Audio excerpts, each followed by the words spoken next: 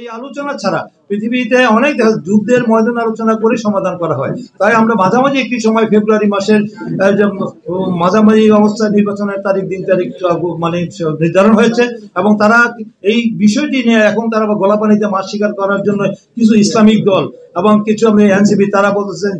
যদি মানে দৃশ্যমান না হয়, বিচার এবং সংস্কার যদি দৃশ্যমান না হয়, বিচার এবং সংস্কারের দৃশ্যমান হলেই মানে আমাদের নির্বাচনটা হতে পারে নির্বাচনের পক্ষে আরা, কিন্তু আবার যদি কিন্তু লাগিয়েছেন, যদি কিন্তু তার মধ্যে তাদেরকে অসৎ উদ্দেশ্য রয়েছে। তারা চান না যে বাংলাদেশে আগামী ফেব্রুয়ারি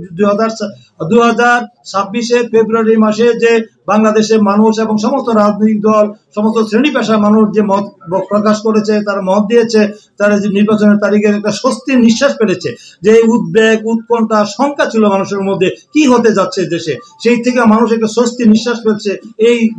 বৈঠকের মধ্যে দিয়ে। তারা আজকে সেখানে আমরা দেখতে পাচ্ছি যদি কিন্তু সেই কথাগুলি সংস্কার এবং বিচার দৃশ্যমান না হলে নির্বাচন পরিবেশের অনুকূল পরিবেশ সৃষ্টি করতে একটি দলের সাথে কেন মানে প্রদানে করতে হলো, অন্য বাংলাদেশে কেন হলো না, এই ধরনের অযৌক্তিক কথা যারা তৈরি করছে। তারা চায় না বাংলাদেশে একটি অবাধ সুষ্ঠু গ্রহণযোগ্য নির্বাচন হোক। তারা একটি